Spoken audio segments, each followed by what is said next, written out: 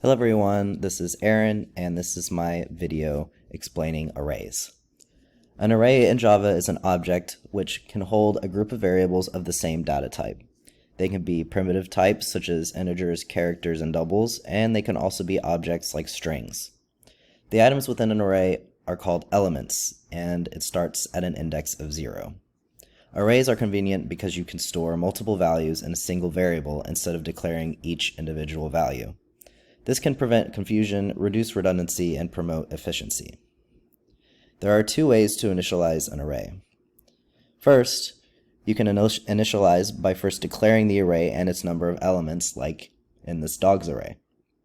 The dogs array is an array of strings, so it is written as string, square brackets, the name of the array, equals new string, and the brackets, which means an array of 6 elements.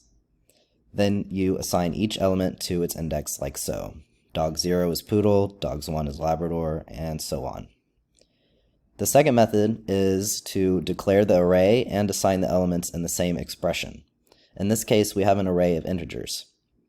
This method works well when you don't know exactly how many elements you need, but you know what those elements are.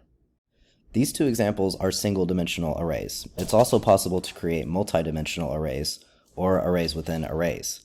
These are initialized similarly to one-dimensional arrays, except you add one or more additional square brackets depending on how many dimensions you need. In this case, multi-array, we have 2, so we have 2 square brackets, the first meaning rows and then the second being columns. Methods can have arrays as parameters. For example, here is a method which calculates and returns the average from the grades array. First, it has 2 variables initialized, the total grades being the number of elements in the grades array, and then the sum is 0. This loop then adds all the elements in the grades array to equal the new sum.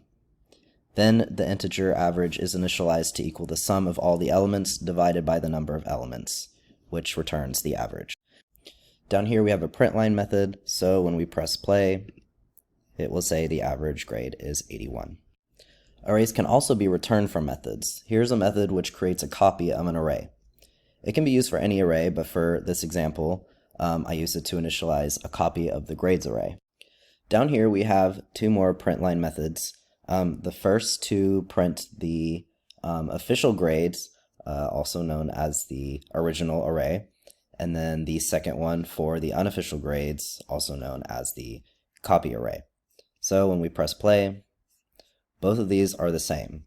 However, if I were to go in here and type something like this, changing one of the elements to 0, and then press play again, it will change the unofficial grades, one of the elements to 0.